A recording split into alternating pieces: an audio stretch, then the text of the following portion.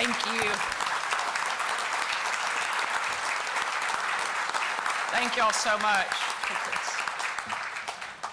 I won't ask what caused. Long story. I hear maybe you lost a bet, so Long story. if you want to take some more bets, maybe I'll see if I can come up with some good ideas. But it is great to be here with you, and love that we're having some fun already here for the lunch. And thank you for joining us here in Little Rock. Lieutenant Governor, good to see you as always. Been a busy few weeks, so glad to see you here at home. I know that everybody in this room has a lot of things that have been keeping you busy all over the state of Arkansas. We wish, in fact, you were less busy than you are, but we are so glad that you took time out of your schedules to be here today. I'd also like to thank Sheriff Jones for the kind introduction, but more importantly, the great work that you do leading the Sheriff's Association and helping make our entire state safe. So thank you so much for your effort and for your work. One of the privileges that I have of being governor is the opportunity to travel around our entire state to all of the communities that each one of you call home. I've been fortunate enough to go to all 75 counties, some of them many, many, many times, and I've gotten to see a lot of you face to face when I make those stops. Those visits often remind me of a story from when my dad was governor. Many of you may remember, and I apologize because I'm a couple minutes late today, but you'll remember that my dad became governor not too long after Bill Clinton was governor. Many of you who have been around Arkansas for a long time know that Bill Clinton was world famous for always being a little bit late to things. My dad was the exact opposite, always early. In fact, he's left me a couple of times for showing up a few minutes late. I think there's only one person in the entire state that ever got a free pass to be late, and that was my mom, because he was as scared of her as the rest of us. But when my dad first became governor, he was asked to attend a community meeting in a really small town here in Arkansas. When he drove up, he saw that the parking lot was completely empty. He tracked down the janitor and asked him where everybody had gone.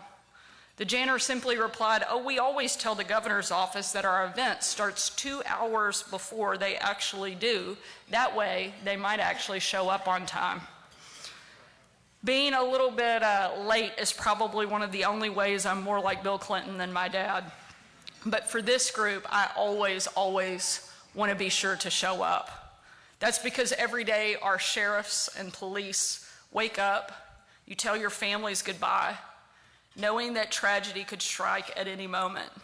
It's the kind of day in and day out bravery and commitment to service that protects our people and makes our state as great as it is. As governor, it's my responsibility to stand with you. Government has no greater duty or obligation than to help keep our people safe. When sheriffs called for tougher penalties for violent repeat offenders, we answered that call and signed the PROTECT Act. In fact, I see a number of our state legislators here in the room. Without them, that would not be possible. Senator Gilmore, who's in the back, helped lead that charge, and we are so thankful for your leadership and the partnership that we have with our state legislature to enact the PROTECT Act. Thank you for your efforts and your work.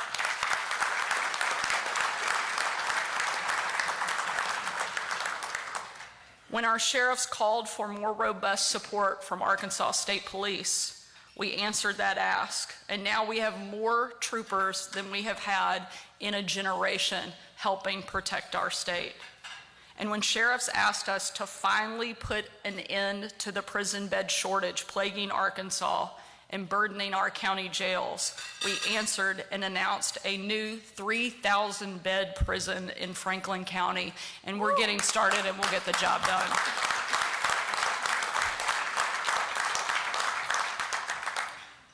But you know better than anybody that this doesn't mean that it's been easy.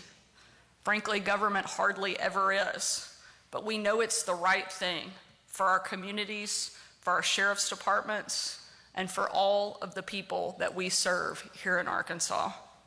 It's a tough fight, and I'm glad to know that we have a group of fighters in our corner, the Arkansas Sheriff's Association. All I ask is that you help us spread the word. Arkansas has kicked this can down the road for long enough, and we can't afford to do it anymore. It's past time that we invest in our prison system and deliver a safer, stronger Arkansas, and with your help, we will.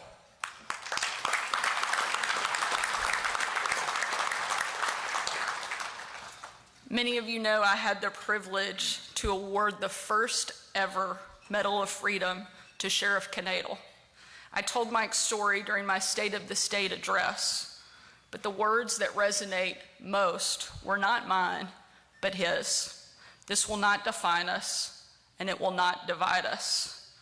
Anytime there is tragedy or controversy or problems, there will be those who want to point fingers and divide our state, but we won't let them. Looking out in this crowd today, I am 100% confident that we will stand together and deliver for the people we all swore to protect. I know that because I see it in the work and the effort that each one of you put in every single day. And the reason that we have the ability to claim this as the best state in the country is because of your willingness to serve and protect our great people. We could not do this without you. We would not want to do this without you. So thank you for your support.